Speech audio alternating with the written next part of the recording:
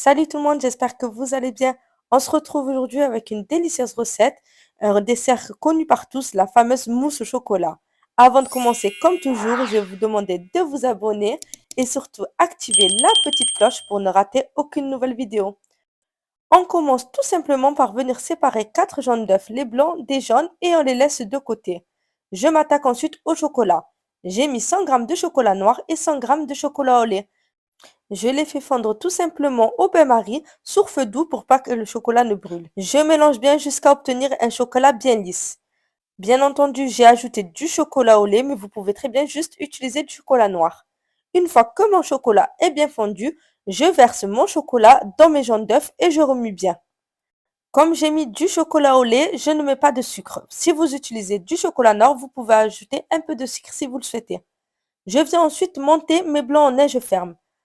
Alors pour ça, il n'y a pas plus simple, il suffit de battre à l'aide d'un batteur électrique et ne pas s'arrêter jusqu'à ce que les blancs soient fermes.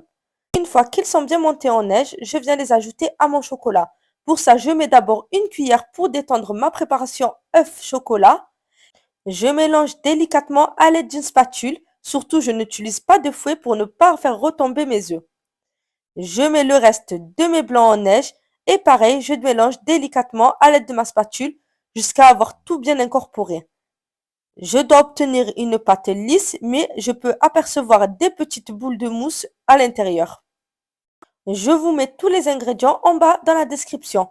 De toute façon, il n'y a rien de compliqué, il faut juste du chocolat et des œufs.